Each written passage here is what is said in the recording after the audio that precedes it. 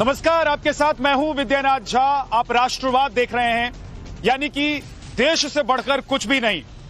मैं इस वक्त संभल में मौजूद हूं और संभल में मस्जिद को लेकर आज एएसआई की रिपोर्ट कोर्ट में पेश की गई। इस रिपोर्ट में एक बड़ा खुलासा हुआ। एएसआई की रिपोर्ट में कहा गया कि मस्जिद में फर्श को तोड़कर टाइल्स लगाए गए और सच छुपाने की कोशिश की गई। एएसआई दरअसल कोर्ट में अपने मुआयने के बाद रिपोर्ट पेश कर रही थी, क्योंकि कमेटी की तरफ से, मस्जिद कमेटी की तरफ से कोर्ट से मांग की गई थी कि रंगाई पुताई रमजान से पहले करने की इजाजत दी जाए।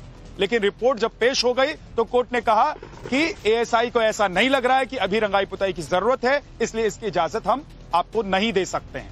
लेकिन इस बीच एएसआई की जो रिपोर्ट कोर्ट में पेश की गई, उसने बड़े खुलासे को जन्म दे दिया है।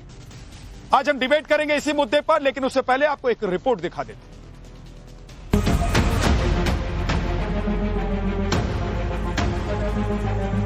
जो स्ट्रक्चर देखें, ये ओरिजिनल स्ट्रक्चर नहीं है। ये एक संरक्षित स्मारक के ऊपर जो है लगातार प्लास्टर किया गया है, पेंट किया गया है और अलग अलग कलर के जो लेयर्स हैं आपको इसके नीचे दिख जाएंगे।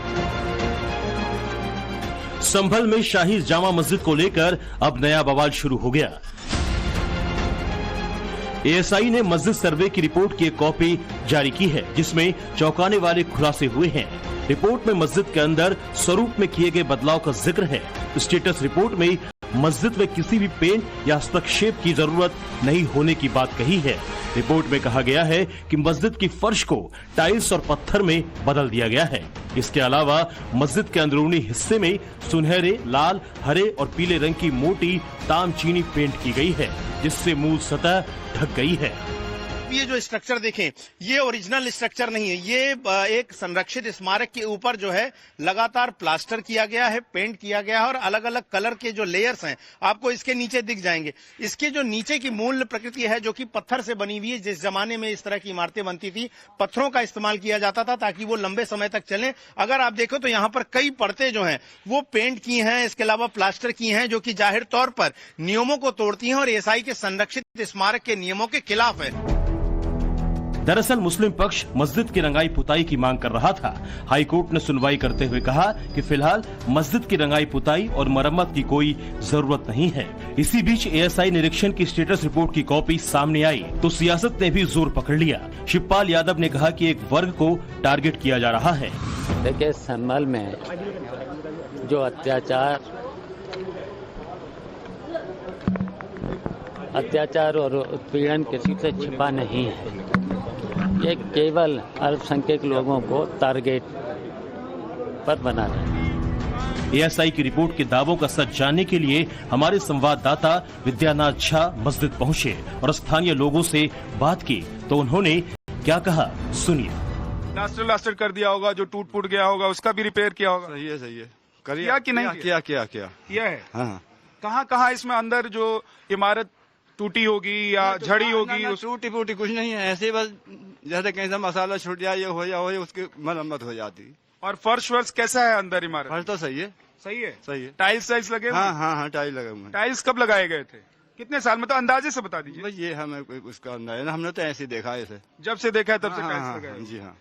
अच्छा, अंदर जहाँ पर आप लोग नमाज अदा करते हैं, वहाँ का जो एरिया है, वहाँ पर कोई पेड़ वेड़ भी है, वृक्ष भी है? ना, कुछ नहीं। आंगन में? ना, कुछ नहीं। वहाँ पर भी ना, कोई पेड़ पौधा नहीं? झाड़ वाड़ है अंदर? ना, कुछ नहीं। झाड़ भी नहीं?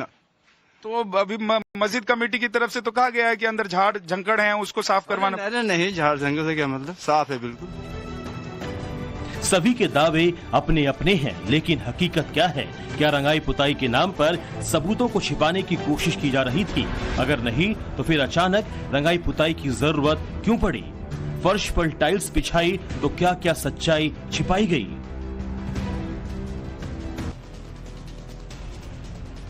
तो रिपोर्ट आपने देखी और रिपोर्ट में आपने ये भी देख लिया कि एएसआई की रिपोर्ट में क्या कहा गया है, अदालत ने क्या कहा है और मस्जिद कमेटी कोर्ट क्यों गई थी। लेकिन ऐसा लग रहा है कि मस्जिद कमेटी को लेने के देने पड़ गए, क्योंकि कोर्ट में एएसआई की तरफ से जो रिपोर्ट पेश की गई है उसमें बड़ी बात कही गई है। कहा गया है कि ऐतिहासिक इमारत में छेड़छाड़ किया गया। फर्श को तोड़कर वहां पर टाइल्स लगाए गए और कुछ छुपाने की कोशिश की गई। और भी बहुत सारी बातें इस रिपोर्ट में कही गई हैं और आज इसी पर हम बात करने वाले हैं। हमारे साथ कुछ खास मेहमान हैं, उनसे आपका परिचय करवा देता हूं। हमारे साथ मनीष शुक्ला बीजेपी से हैं, अश्विनी उपाध्याय जी हैं सीनियर एडवोकेट हमारे साथ, विजय शंकर जी हैं बीएचपी से हमारे साथ, अखिलेश कटियार जी हैं समाजवादी पार्टी से, हाफिज नूर अहमद अजहरी जी हैं हमारे साथ। बहुत बहुत स्वागत है आप सभी का। लेकिन अश्विनी उपाध्याय, सबसे पहले मैं आपके पास आ रहा हूं। कोर्ट में आज एएसआई की तरफ से जो रिपोर्ट पेश की गई उसमें एक बात तो यह थी कि रंग रोगन का काम हो या नहीं हो, दूसरी बात यह थी, बड़ी बात यह थी कि एएसआई ने अपनी रिपोर्ट में कहा है कि इमारत के अंदर, यानी कि जो ऐतिहासिक इमारत है जिसका हरिहर मंदिर होने का दावा किया जा रहा है, उस इमारत के अंदर फर्श को तोड़कर वहां पर टाइल्स लगा गए। हमारे साथ अश्विनी उपाध्याय शायद नहीं जुड़ पाए हैं, उनके पास मैं चलूंगा। लेकिन विजय शंकर जी, ये रिपोर्ट क्या बता रही है? इस रिपोर्ट से क्या समझे कि क्या ऐतिहासिक इमारत में रंगाई पुताई की बात करके वहां कुछ छिपाने की कोशिश हो रही थी? क्या इसलिए कोर्ट के दरवाजे खटखटाए गए थे कमेटी की तरफ से? राकेश जी, क्या है कि ये रंगाई पुताई तो एक बहाना है और असल मुद्दा वहां के साक्ष्यों को, मंदिर के साक्ष्यों को मिटाना है, यही इनका काम है।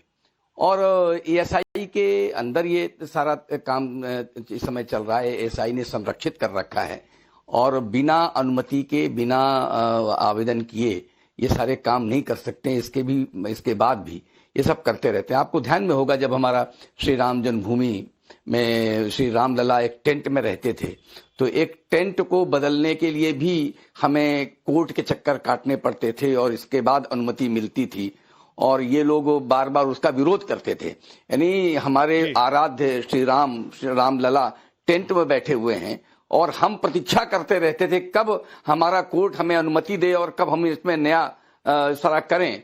लेकिन ये तो उसमें शंकर जी, क्या आप ये कह रहे हैं कि अयोध्या में जो बाबरी मस्जिद, अयोध्या में जिस तरह से बाबरी मस्जिद बनाई गई थी, ठीक उसी तरीके से यहां पर जामा मस्जिद बनाई गई, आप ये कहना चाह रहे हैं विजय शंकर जी? अच्छा, हाँ जी, नहीं, मैं ये कहना चाह रहा हूं, ये षड्यंत्रकारी हैं और हमेशा जालसाजी करते हैं, षड्यंत्र करते हैं। और देश में जो भी ऐसे प्रमुख मंदिर हैं, जैसे तो आप काशी विश्वनाथ में देख लीजिए ना, इन्होंने क्या किया, जहां पर हमारा शिवलिंग है वहां फब्बारा बना दिया, वहां उसमें खंडित किया, उन्होंने छेद किया उसमें, वहीं पर कुल्ला करते हैं, वहीं पर हाथ धोते हैं, वहीं पर जूते पैर धोते हैं। तो इनकी दूसरी की आस्थाओं से कोई लेना देना नहीं है, ना किसी की आस्था का ये सम्मान करते हैं, ना किसी की आस्था के साथ कोई लेना देना है। केवल इनका जो राजनीतिक, मैं इसको राजनीतिक वंडर कहता हूँ, हाफिज नूर, अधिक से अधिक मंदिरों, अधिक जगहों को कब्जा करना है। ये है हाफिज नूर साहब के पास मैं जा रहा हूं, मैं लौट कर आऊंगा आपके पास, मैं आपके पास लौट कर आऊंगा विजय शंकर जी। हाफिज नूर साहब, एक तरीके से आज एएसआई ने ट्रेलर दिखा दिया आप लोगों को रिपोर्ट के जरिए। देखिए, अभी जैसे विजय शंकर तिवारी जी बोल रहे थे, बहुत ही खतरनाक जुमले इस्तेमाल किए, षड्यंत्रकारी हैं ये लोग किसी का सम्मान नहीं करते, किसी मजहब को नहीं मानते वगैरह वगैरह। तो मैं कहूंगा कि इतने बुरे हैं हम लोग। आप हाफिज भाई, वो आपको नहीं कर रहे, वो आपको नहीं कह रहे हैं, वो कह रहे हैं जिसने जामा मस्जिद बनवाई, वो उनको कह रहे हैं। नहीं, ये मुगलों को कह रहे हैं। विजय शंकर जी मुगलों के लिए कह रहे हैं, तो आप बुरा क्यों मान रहे हैं? विजय शंकर जी पूरी कौम को देखिए, बाबरी मस्जिद का तस्करा अभी किया था। आप मुगलों के, नहीं, मुझे आप मुगलों के वंशज तो नहीं है ना जी विद्याधर जी? सुनिए हाफिज भाई, आप मुगलों के वंशज नहीं हैं। बाबरी मस्जिद, आप तो हिंदुस्तान में पैदा हुए, मस्जिद का जिक्र भी किया था आपके पूर्वज हिंदुस्तान में पैदा हुए ना, तो आप बुरा क्यों मान रहे हैं? सुनो, जिस तरह से बाबरी मस्जिद के बारे में आप ये साबित नहीं कर, तो बाबरी मस्जिद जो मस्जिद थी ही नहीं, जो मस्जिद मंदिर तोड़कर बनाई गई थी, जो मस्जिद मंदिर तोड़कर बनाई गई थी, वहां पर फिर से मंदिर बन गया है। क्या आपको खुश होना चाहिए कि वहां पर जाकर कोई भी मुसलमान इबादत नहीं कर सकता जहां पर किसी इमारत या किसी मंदिर या धार्मिक स्थल पर मस्जिद बना दी जाए। तो ये तो अच्छी बात हुई कि अयोध्या में मंदिर का निर्माण हो गया। एक तरफा कब तक बोलोगे आप? कब तक एक तरफा वकालत करोगे आप टीवी डिबेट करा रहे हो, आप एंकर हो, या आप भी भारतीय जनता पार्टी के प्रवक्ता हो गए, विश्व हिंदू परिषद के प्रवक्ता हो गए? मतलब आप हमारी बात सुन नहीं रहे हो। मैं तो जो सच है, मैं तो जो सच है हाफिज भाई, जो सच है मैं वो कह रहा हूं। नहीं सच, आपको सच मानने में दिक्कत हो रही है। जिस दिन सच को सच कहने में आपको दिक्कत हो रही है। सच बोलने लगोगे, आप मानते हैं ना कि बाबरी मस्जिद, आप अब तो मान लीजिए सुप्रीम कोर्ट के आदेश के बाद मंदिर का निर्माण हो गया, करोड़ों राम भक्त वहां दर्शन करके आ गए। अब तो कम से कम मान लीजिए साफ सुने कि बाबरी मस्जिद नहीं, वहां पर राम मंदिर ही था। योगी जी अपने राम मंदिर ही था वहां पर। बहुत अच्छा है। और अब वापस आइए संभल, सुनिए संभल वापस आइए। ये भी बाबर का जो दरबारी था, ये भी बाबर का जो दरबारी था उसी ने बनवाया था ना। नहीं बिल्कुल, सुनिए हमारी बात सुनिए। कोई हाफिज भाई, मेरा सवाल सीधा सीधा है कि क्या ट्रेलर देखकर ही आप लोग परेशान हो गए? काहे का टेलर काहे का, क्या कहना चाह रहा है? ट्रेलर इसलिए मैं कह रहा हूं क्योंकि आज एएसआई, देखिए एएसआई की जो रिपोर्ट है, सर्वे रिपोर्ट, वो तो लिफाफा बंद कोर्ट के पास है, लेकिन एएसआई ने आज जो रंगाई और पुताई को लेकर रिपोर्ट पेश की है उसमें यह बताया है कि वहां पर फर्श तोड़कर वहां पर टाइल्स लगा दिए गए, ऐतिहासिक इमारत के साथ छेड़छाड़ किया गया है। आप बाबरी मस्जिद को आप पढ़ लें, 2010 का जो आया था, हाई कोर्ट का फैसला आया था, उसको आप पढ़ लें। 2003 बाबरनामा पढ़ा होगा, जो सेशन कोर्ट का आया, आईने अकबरी आपने पढ़ा होगा, बाबरनामा पढ़ा होगा आपने, वो पढ़ ले। आईने अकबरी, बाबरनामा सब पढ़ा है। और नागपुर और मुझे लगता है अश्विनी उपाध्याय हमारे साथ जुड़ गए। नागपुर का लिखा हुआ स्कंद पुराण पढ़ते हम, भागवत गीता सुनिए ना, मत्स्य पुराण, इन सभी ग्रंथों में जिक्र है संभल का, और एक एक नक्शा, एक एक मंदिर का जिक्र है। अश्विनी उपाध्याय हमारे साथ जुड़ गए। अश्विनी जी, आप थोड़ा लेट आए लेकिन स्वागत है आपका। आज मैं ये कह रहा हूं कि क्या एएसआई की तरफ से कोर्ट में ट्रेलर दिखा दिया गया मुस्लिम पक्ष को, और ये बता दिया गया कि ऐतिहासिक इमारत के साथ छेड़छाड़ हुआ है, और जो मत्स्य पुराण में लिखा हुआ है, जो भागवत गीता में लिखा हुआ है, जो स्कंद पुराण में लिखा हुआ है, वो सच सामने आएगा। देखिए, जिस कानून को ये लोग ढाल बना रहे हैं वो कानून कांग्रेस ने 1991 में बनाया था, नाम है उसका पूजा स्थल कानून। उसको हमने 2020 में चैलेंज किया और अब तक 18 स्थानों पे सर्वे हुआ है, और जहां 18 स्थानों पे सर्वे हुआ, उन 18 के 18 स्थानों पे मंदिर के ही प्रमाण मिले हैं। 15वीं शताब्दी में यहाँ पे 100% हिंदू थे। कन्वर्जन शुरू हुआ बाबर के बाद से। अब न तो यहाँ पे मुगलों ने कोई नया शहर बसाया, न मुगलों ने कोई नई मस्जिद बनाई। उन्होंने आके बसे बसाए शहरों का नेम प्लेट बदला, अपने नाम पे रख लिया, और बने बनाए मंदिरों का गुंबद बदल के उसको मस्जिद बना दिया। मेरा ये कहना है कि अगर किसी मस्जिद में कोई जाके हनुमान चालीसा पढ़ दे तो वो मस्जिद मंदिर नहीं हो सकता। वैसे किसी मंदिर में, अगर किसी मंदिर में जाके कोई नमाज पढ़ दे शहीद नहीं तो वो मंदिर भी मस्जिद नहीं होता। तब तो अगर वो मंदिर थी बाबरी मस्जिद, तो आपको शहीद नहीं करनी चाहिए थी। सुन तो लीजिए प्लीज, सुन लीजिए। आपने जो मजालिम ढाए हैं बाबरी मस्जिद के नाम से देश में, आपको थोड़ा शांत आपको रहना चाहिए था। विद्यानाथ जी, हमारा ये कहना है, हाफिज भाई एक एक करके बोलिए। समझ में नहीं आ रहा है। आप मुगलों के साथ खड़े हैं, आप मुगलों के साथ खड़े हैं कि हिंदुस्तानियों के साथ खड़े हैं, मुझे ये बता दीजिए। मुगल क्या है? देश के शासक। आप मुगलों के साथ खड़े हैं क्या? देश के शासक रहे हैं वो, क्या उन्हें आप कोस रहे हो? आप बाबर, ब्रिटिश के लिए बताइए ना, आप बाबर और औरंगजेब की औलाद हैं क्या? डर लग रहा है। आप बाबर और औरंगजेब की औलाद हैं क्या? मुझे ये बताइए। देश में आप बाबर और औरंगजेब की औलाद हैं? अपनी जान दी, हाँ या ना बताइए हाफिज भाई। उन्हें भी कभी कह लिया करें। आप नहीं है ना? मैं आपसे पूछ रहा हूँ ना। अरे भाई साहब, मैं पूछ रहा हूँ, आप बाबर औरंगजेब की औलाद नहीं है तो आपको दर्द क्यों हो रहा है? डर लग रहा है आपको? दर्द क्यों हो रहा है? डर रहे हो आप? आपको तो प्यार से कहना चाहिए था। आप भाईचारे की बात करते हैं, आप लोग भाईचारे की बात करते हैं ना, तो भाईचारे में कहते हैं कि भाई ये अकबर ने, औरंगजेब ने जितने मंदिर तोड़वाए और मस्जिद बनवाए, और उन जगहों पर हम मंदिर बनाने के लिए हम पैसा इकट्ठा करेंगे। आपको डर लग रहा है? आपको एक एक करके, एक मिनट, अश्विनी उपाध्याय कंप्लीट कर लीजिए एक एक करके, उसके बाद फिर मैं आता हूं। विद्यानाथ जी, बहुत सीधी सी बात है, टेक्नोलॉजी बहुत एडवांस हो चुकी है। अरे अंग्रेजों ने भी कहा, अरे अंग्रेजों ने भी एसआई की रिपोर्ट में कहा है, जरा पढ़ लीजिए। 1879 1879 की रिपोर्ट क्या है एसआई की रिपोर्ट? फैसले पढ़ लो ना। ब्रिटिश सरकार के दौरान एसआई की रिपोर्ट क्या है बताइए मुझे। 2019 का फर्क आप हाफिज भाई बताइए क्या है आपके वो रिपोर्ट क्या है? एएसआई कर रहे हैं। अश्वनी उपाध्याय बताइए 1879 की रिपोर्ट एसआई की रिपोर्ट ब्रिटिश सरकार के दौरान की कौन सी रिपोर्ट है और उसमें क्या कहा गया है? उसमें तो ये भी कहा गया है कि बाबर का नाम ही गलत लिखा हुआ है शिलालेख पर, फर्जीवाड़ा है सब कुछ। बोलिए अश्विनी उपाध्याय।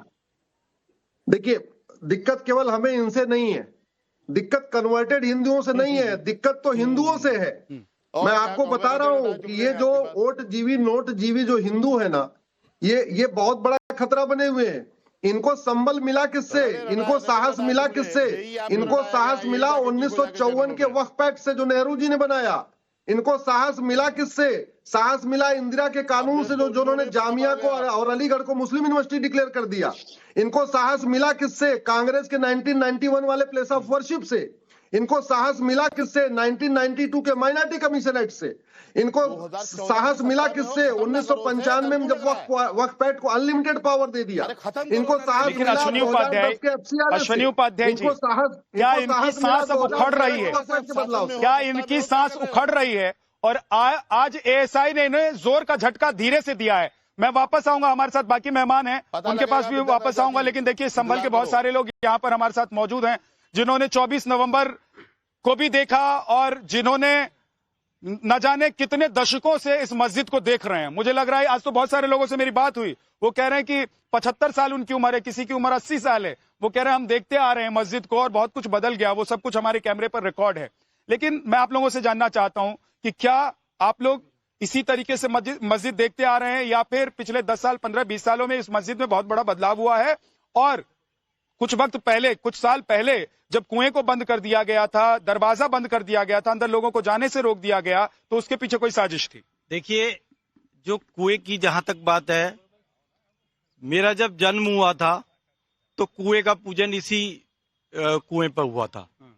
और दूसरा 2012 तक यहां पर कुएं का पूजन होता रहा है और 1978 तक इसके अंदर हम लोग जाते रहे हैं। 1978 आप अंदर गए हैं? अंदर गए हैं। क्या क्या देखा आपने अंदर? खेले हैं। इसके अंदर बहुत सारी चीजें ऐसी हैं जो आज इन्होंने खत्म कर दी। जंजीर लटकी हुई थी, वो खत्म कर दी। पीछे के दरवाजे पर एक ताला लगा हुआ था, उस दरवाजे को तोड़ करके इन्होंने उसके आगे कोई एक दीवार खड़ी कर दी है। नहीं, कुछ ऐसा आपने देखा जिससे समझ में आता हो आपको कि ये सनातनी सबूत है? बिल्कुल, सनातनी स्थल के सबूत है। बिल्कुल। इसके अंदर जो सामने आला है उसमें भगवान की तस्वीर बनी हुई है और उसमें कमल के फूल बने हुए हैं चारों तरफ। और बहुत सारी चीजें ऐसी है जिस तरीके से जो जिसमें ये ठीक है। मैं वापस आऊंगा, और भी लोग मेरे साथ हैं, मैं जल्दी जल्दी से उनके पास भी चलूंगा। लेकिन एक बार जरा अखिलेश कटियार जी के पास मैं जा रहा हूं। अखिलेश भाई, मैं एक चीज जानना चाहता हूं कि एक तरफ कोर्ट में मामला है, दूसरी तरफ आपकी पार्टी के नेता कह रहे हैं कि मुसलमानों को परेशान किया जा रहा है। शिवपाल यादव जी कह रहे हैं कि संभल में अत्याचार और उत्पीड़न किसी से छिपी हुई नहीं है, केवल अल्पसंख्यक लोगों को टारगेट किया जा रहा है। तो अल्पसंख्यक लोगों को टारगेट किया जा रहा है या अल्पसंख्यकों के लिए आप दूसरों को टारगेट कर रहे हैं, बहुसंख्यकों को टारगेट कर रहे हैं? विद्यानाथ जी, नव भारत के सभी दर्शकों को मेरा प्रणाम। और जो यहाँ पे अभी उपाध्याय जी बात रख रहे थे कि वो जो हिंदू हैं, वो जो उनकी बात करते हैं, मुझे उनसे प्रॉब्लम है। भाई, आपको problem doctor B R Ambedkar से भी हो सकती है, जिन्होंने हिंदू धर्म को छोड़ के बुद्ध धर्म नागपुर में दीक्षा ली थी। आपको उन दलित पिछड़ों से भी प्रॉब्लम हो सकती है जो आप जिनके साथ आप ऊंच नीच का व्यवहार करते हैं। आपको प्रॉब्लम किससे होगी? किसी को किसी से कोई प्रॉब्लम नहीं हो सकती है। एक मिनट, आप कल चाहे तो इस्लाम कबूल कर ले, किसी को दिक्कत नहीं है। और किसी ने इस्लाम से सनातन कबूल कर लिया, किसी को कोई दिक्कत नहीं है। दिक्कत इस बात को लेकर है कि आप लोग वोट बैंक के खातिर, अल्पसंख्यक वोट बैंक के खातिर बहुसंख्यक लोगों को नजरअंदाज करते आए हैं अभी तक और अभी भी कर रहे हैं। आपको किससे प्रॉब्लम नहीं है भाई? अरे, आपके प्रॉब्लम से इस देश को कोई प्रॉब्लम नहीं है। इस देश का जो बहुसंख्यक वर्ग है, जो दलित पिछड़ा वर्ग है, उनको, क्योंकि जब से 2024 में जो विद्यानाथ जी, जब से जून 2024 से उत्तर प्रदेश में 33 सीटों पे भाजपा सिमटी है, उसके बाद इन्हें प्रॉब्लम ही प्रॉब्लम है। इनको हिंदू मुस्लिम के अलावा हिंदुस्तान, पाकिस्तान, मुसलमान और इसके अलावा इन्हें कुछ दिखाई नहीं दे रहा बढ़ गया इनका उसी पे मामला ला जाके खड़ा कर देते हैं आप लाके, क्योंकि आप शिक्षा की बात करने लायक आप बचे नहीं है, स्वास्थ्य की बात करने लायक बचे नहीं है, किसानों की बात करने लायक आप रहे नहीं है, जनता ने आपको नकार दिया है। तो अब आप ले देके वापस हिंदू मुसलमान मंदिर मस्जिद, उसके अलावा आपके पास कुछ बात करने को नहीं रह गया। मैं कह रहा हूं कि जब मामला अदालत में है, भाई कोई योगी सरकार सुनवाई कर रही है क्या अखिलेश जी? उत्तर प्रदेश की राजधानी लखनऊ में मुख्यमंत्री आवास में सुनवाई हो रही है क्या संभल मामले की? अखिलेश भाई मुझे बताइए। आप एक बात जानते हैं विद्यानाथ, आप लोग कह रहे हैं कि पार्टी ये कर रही है, मैं पूछ रहा हूं कि क्या मुख्यमंत्री आवास में सुनवाई हो रही है या इलाहाबाद हाईकोर्ट में सुनवाई हो रही है? कहां सुनवाई हो रही है? सवाल समझ लिया है, आप जवाब भी तो सुन लीजिए।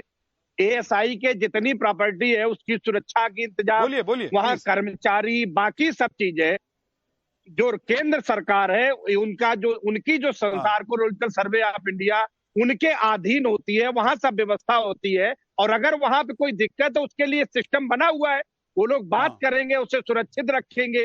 कोर्ट के अधीन मामला है, सुप्रीम कोर्ट देश के किसी हिस्से को अगर पाकिस्तान और अफगानिस्तान बना देंगे और कहेंगे कि दहलीज और बॉर्डर पार नहीं करने देंगे, तो कौन सा अधिकारी, कौन सी एसआई की टीम वहां पहुंच जाएगी? मुझे बताइए, आपकी सरकार में कितनी बार एसआई की टीम पहुंची थी इस मस्जिद में? कितनी बार रंगाई और पुताई का काम हुआ था तो आपकी सरकार या यहाँ के अधिकारी गए थे? पुलिस वाले कितनी बार गए थे? मुझे आप बताइए, आप कितनी बार गए? विद्यानाथ जी, आप उतनी तेज बोलेंगे या आराम से बोलेंगे?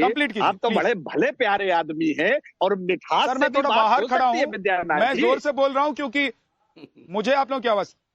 जी बोलिए। तो मेरा सिर्फ इतना कहना है कि हम लोगों को इस मुद्दों पे खड़े करके राजनीति को थोड़ी करनी थी। हमारे लिए मुद्दे थे, जनता ने जिन मुद्दों के लिए, जिन समस्याओं के समाधान के लिए, जनहित के जिन फैसलों के लिए हमें जिम्मेदारी दी थी, हम उस काम में लगे थे। अब भारतीय जनता पार्टी का जनता आपके लिए सिर्फ क्या एक खास वर्ग विशेष के लोग ही है, एक खास समुदाय के लोग ही आपकी जनता है क्या? वही आपको वोट देते हैं? नहीं। और बहुसंख्यक जो इस देश में है वो आपको वोट नहीं देते हैं, उनकी आवाज आप नहीं बन सकते हैं क्योंकि आपको डर लगता है कि वो तो कहीं और जा रहे हैं, अगर ये भी छिटक जाएंगे तो ये बीजेपी को इस बार 33 सीट आई है, अगली बार कहीं 70 सीट ना चली जाए। मैं वापस आऊंगा आपके पास, मनीष शुक्ला हमारे साथ हैं। मनीष जी क्या, चूंकि नहीं, अगली बार हाँ कंप्लीट कर लीजिए, ज्यादा नहीं रहेंगी। जी बोलिए। ठीक है मनीष जी, क्या शिवपाल यादव जो कह रहे हैं कि जानबूझकर आप लोग एक समुदाय विशेष के खिलाफ मुहिम चला रहे हैं, अत्याचार कर रहे हैं, उत्पीड़न कर रहे हैं उनका, और यही वजह है कि आज संभल में जो कुछ हुआ या जो कुछ हो रहा है उसके पीछे आपकी सरकार का हाथ है?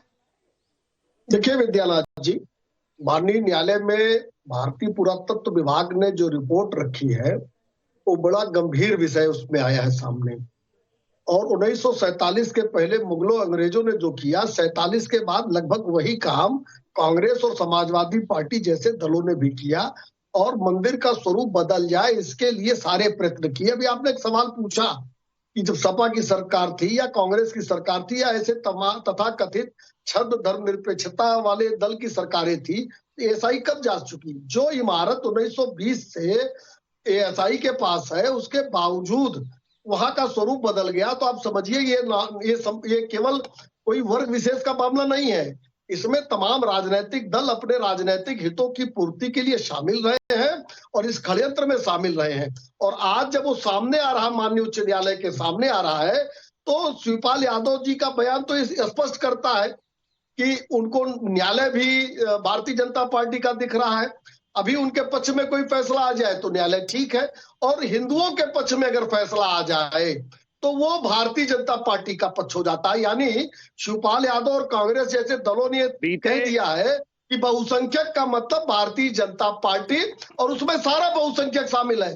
जो कुंभ में लोग नहाने आए उन्होंने साबित कर दिया कि यहाँ कोई जाति का खांचा नहीं है। एक बार मैं मुद्दे पर वापस लौट कर आता हूँ। और अखिलेश जी, ठीक है, अखिलेश जी अभी कह रहे थे, मनीष भाई मैं वापस आपके पास आऊंगा क्योंकि अब देखिए बहुत सारे लोग यहाँ पर मेरे साथ आ गए हैं और मैं जल्दी से एक बार इन लोगों के मन में क्या चल रहा है और ये लोग क्या चाह रहे हैं जरा वो समझ लेता हूँ, क्योंकि संभल को सबसे पहले सुनना जरूरी है। स्टूडियो में बैठकर या बाहर से बैठकर बोलना आसान है, संभल में बैठकर बोलना इतना आसान है या नहीं है? आसान है संभल में बैठकर बोलना कि ये मस्जिद नहीं मंदिर है हमारा? हाँ, अब तक जितनी सरकारें रही इससे पहले तो बोलना क्या, यहाँ कोई बोल भी नहीं पाता था। आज ये हिम्मत बनी है माननीय योगी सरकार की वजह से और यहाँ के प्रशासन की वजह से कि हम लोग खुलकर बोल पाते हैं कुछ भी। जी, आप लोगों ने कभी कुछ ऐसा अंदर देखा जो सनातनी सबूत को की गवाही देती हो? देखिए, मंदिर में अंडरग्राउंड परिक्रमा होती है जो सिर्फ गर्भगृह की परिक्रमा कहलाती है, वो इस मंदिर में है। अच्छा। और एक मनोकामना आपने अपनी आंखों से देखा है? जी हाँ। आप गए हैं अंदर? हाँ, गया हूँ। क्या नाम है आपका? मेरा नाम महेंद्र शर्मा। यहीं के रहने वाले संभल के? मैं इसलिए पूछ रहा हूँ सब कुछ, नहीं तो कल कोई ये ना कह दे कि विद्या नाजा किसी को खुद खड़ा करके और बुलवा दिए, तो सब कुछ बताना जरूरी है। जी देखिए, 3 मंदिर संभल में ऐसे हैं जिनमें अंडरग्राउंड परिक्रमा है। मनोकामना पे है, देख लीजिए। रहट के मंदिर में है, देख लीजिए। तीसरी इसमें है। ठीक है। आप लोगों को लग रहा है कि ये रंगाई पुताई के आड़ में कुछ और होने वाला था, कोर्ट की वजह से रुक गया? ऐसा है, ये बिल्कुल एक इमेंस प्लेजर में चल रही थी पिछले 1919 के बाद से। मतलब अब प्रोटेक्टिव मोनूमेंट होने के बावजूद एएसआई का तो कब्जा खत्म हो गया और मस्जिद इंतजामिया कमेटी अनलॉफुल एक्सरसाइज हो गई इसके अंदर, और टोटली अब ये चूंकि एक्सपोज अहम ब्रह्मास्मि हो गए थे। वो अहम ब्रह्मास्मि, किसी की हिम्मत नहीं थी, ये तो तसव्वुर किसी का था ही नहीं, ये जो आज हो रहा है ये। और अब वक्त आया जो हो रहा है इसके पीछे आप लोगों को क्या वजह, सरकार वजह लग रही है या सिस्टम या कोर्ट? सर, मैं तो कहता हूं कि हम इस्लाम बचाने की कोशिश कर रहे हैं। जैसा कि जो यहाँ के मौजूदा सांसद हैं, जिस टाइम पे विवाद स्टार्ट हुआ था, उस टाइम पे उन्होंने कहा था कि जहाँ विवाद होता है वहां तो उनकी दुआ कबूल ही नहीं हो सकती। अच्छा। है ना? तो हम तो ये कहते हैं कि भाई, आप तो कह रहे हैं इस्लाम बचाने की कोशिश कर रहे हैं। और सर एक चीज और है, यहाँ जहाँ ये वजू करते हैं वो हवन कुंड है। अच्छा। और हवन कुंड में आप वजू कर रहे हैं तो कैसे कबूल होगा सर? ये ठीक। सर आप बताइए, क्या आप भी इस्लाम बचाने की कोशिश कर रहे हैं या मंदिर ढूंढ रहे हैं? देखिए, यहाँ संभल में जो 24 नवंबर को जो घटना हुई है, अगर यहाँ का जिला प्रशासन, डीएम, कप्तान अगर ना होते तो ये संभल में बहुत बड़ा नरसंहार होता, हिंदू यहाँ से पलायन कर जाते। दोनों अधिकारी की वजह से, प्रशासन अधिकारी की वजह से, सरकार की वजह से यहाँ हिंदू आज रुका हुआ है। और कुछ सरकारें पूर्व में जब रही, यहाँ एएसआई का पूरा कब्जा था, एएसआई का कब्जा था। इन्होंने क्या करा, उसके बाद जब सरकारें आई, इन्होंने एएसआई को भगाने का काम किया। आप लोगों को भी लग रहा है कि सरकार को भगाने का काम होता रहा है? सरकार जो यहाँ पर अधिकारी आते थे, पुरानी जो सरकारें होती थी वो इतनी स्ट्रांग नहीं होती थी, उनका प्रशासन इतना स्ट्रांग नहीं होता था, इसलिए जो बाहर दिल्ली से अधिकारी आते थे वो चले जाते थे यहाँ से या लखनऊ से आते थे। जी बिल्कुल ऐसे ही हुआ कि हम तो युवा हैं, हम 2012 की आपको बात बताते हैं कि हम खुद ट्यूशन पढ़ने आते तो हमें घेरा जाता था वहाँ, मारा जाता था वहाँ पर। अच्छा। जब से प्रशासन आया कि एक यह है कि हम आज बात भी कर पा रहे हैं ना, ये प्रशासन की वजह से। अगर उधर ये लोग चढ़ भी आते हैं हमारे पर, हम कोई बात करने लायक बस। आपके दादा और पिताजी उम्र के जो लोग हैं वो लोग कह रहे हैं कि अंदर वो खेलते भी थे, आप लोगों को कभी मौका मिला अंदर खेलने का? पास में एक सनातन धर्म विद्यालय था जिसमें इंटरवल में हम हरिहर मंदिर में ही खेला करते थे। और उस हरिहर मंदिर कहाँ है? हरिहर मंदिर जो इन्होंने मंदिर पर कब्जा करके जो जामा मस्जिद का स्वरूप बना है, ये वही मस्जिद और मंदिर का मामला वही बता रहा हूँ मैं। ठीक है। हाफिज नूर जी, अब मैं वापस आपके पास आ रहा हूँ, क्योंकि देखिए लोगों की बात आपने सुन ली। एक व्यक्ति तो ऐसे भी है जो कह रहे हैं मैं तो इस्लाम बचाने की कोशिश कर रहा हूं, जहां पर विवाद हो वहां इस्लाम हो ही नहीं सकता है, और जहां इस्लाम है वहां पर कोई विवाद हो ही नहीं सकता। किस बात का विवाद कर रहे हैं आप लोग? हमारे भाईचारे में मान जाते हैं। हमारे घरों में घुस जाओ आके कह दो ये घर हमारा है, बाद में कह दो विवाद है, भाग जाओ यहाँ से। इस्लाम बचाने के नाम पे घुस जाओ के आओ। आपके घर में कोई घुस गया या आप किसी के घर में घुस गए? बाकी जो आग लगा दी, जहर फैलाया उसने, बोलिए, और आप उसकी तरफदारी कर रहे हैं। बोलना मत बीच में मेरे। बतौर ज़कातो खैरात भी अगर आपके अंदर ईमानदारी बची हो अगर, तो संभल के वो लोग, वो माँ बाप, वो बच्चे जिन्हें बेघर किया है, जिनकी जानें ली गई हैं, जरा उनसे भी सवालात कर लेते। आप ढूंढ कर लाए हो, मतलब के लोग ने अपने समझा के क्या ऐसा ऐसा बोल रहा है चैनल पर आकर। कम से कम थोड़ा तो अपने अंदर वो रखो आप लोग। पत्रकारिता किसको कहते हैं? उन लोगों को भी पूछ लीजिए ना। खा गए हो आप क्या? उन 35-40 पुलिस वालों को भी पूछ लीजिए, उनके परिवारों को भी पूछ लीजिए, जिनको पत्थर मार मार के घायल कर दिया संभल में। बाबरी मस्जिद के आप लोग नहीं जाएंगे। एक तरफा कहानी लिखते हैं आप लोग, एक तरफा कहानी लिखते हैं, एक आंख से दुनिया को देखते हैं। अरे दूसरी आंख खोलिए। अश्विनी उपाध्याय के पास मैं एक बार आ रहा हूँ। हाफिज भाई, अब वक्त बहुत कम रह गया, क्योंकि आप हाफिज नूर, आप एक ही बात को बार बार कह रहे हैं। आप भाईचारे की बात करते हैं, लेकिन भाई अगला वाला हो और आप दूसरे को चारा समझकर उसको खा जाएं, ऐसे नहीं चलेगा ना सर, ऐसे नहीं चलेगा। अश्विनी उपाध्याय जी, कौन किसके घर में घुस गया और कौन भाई है और कौन चारा चबाना चाहता है? अश्विनी उपाध्याय। देखिए, पहली बात तो विद्यानाथ जी, 15वीं शताब्दी में यहाँ पे कोई गैर मुस्लिम नहीं था। जितने आज दिख रहे हैं ये सब के सब बाबर के बाद हुए, कन्वर्ट होना शुरू हुए। कुछ लोग जजिया नहीं दे पाए इसलिए कन्वर्ट कर दिया, कुछ लोग तलवार से डर गए वो कन्वर्ट हुए, अपने आप तो कोई कन्वर्ट नहीं हुआ। बोलो ना। अब मैं आता हूँ मूल विषय 15 लाख रुपए का है, बड़ी सीधी सी बात है, पूछो ना। आज की डेट में टेक्नोलॉजी इतनी एडवांस हो चुकी है, अगर आपके अंदर दम है, हमने अग्नियान बना लिया, हमने मंगलयान बना लिया, हम आदित्ययान बना रहे हैं, हमने परमाणु बम बना लिया है, इतनी हाई टेक्नोलॉजी है। आराम से बैठे बैठे किसी भी बिल्डिंग का सर्वे करके बताया जा सकता है कि उसकी नींव कब बनी, उसकी दीवार कब बनी, उसका गुंबद कब बना। पता नहीं इनको सर्वे से क्या आपत्ति है। कहते हैं हम ईमान वाले हैं और ईमान पता चलेगा सर्वे से, लेकिन सर्वे नहीं चाहते। अगर दिल में सच है और जुबान से भी आप सच बोलना चाहते हैं, अगर दिल में सच है, जुबान से सच बोलना चाहते हैं, और जैसा कि एक भाई ने कहा कि इस्लाम जहां विवाद है वहां इस्लाम नहीं, और जहां इस्लाम है वहां विवाद नहीं, इस बात को भी अगर प्रैक्टिस करते हैं तो फिर आपको अदालत पर भरोसा रखना चाहिए, एएसआई की रिपोर्ट पर भरोसा करना चाहिए, आपको इंतजार करना चाहिए, आपको बाबर के साथ नहीं हिंदुस्तान और हिंदुस्तानियों के साथ खड़ा रहना चाहिए। बहुत बहुत शुक्रिया हमारे साथ जुड़ने के लिए आप सभी मेहमानों का और आप सभी लोगों का भी। राष्ट्रवाद में आज इतना ही, फिर मुलाकात होगी। नमस्कार।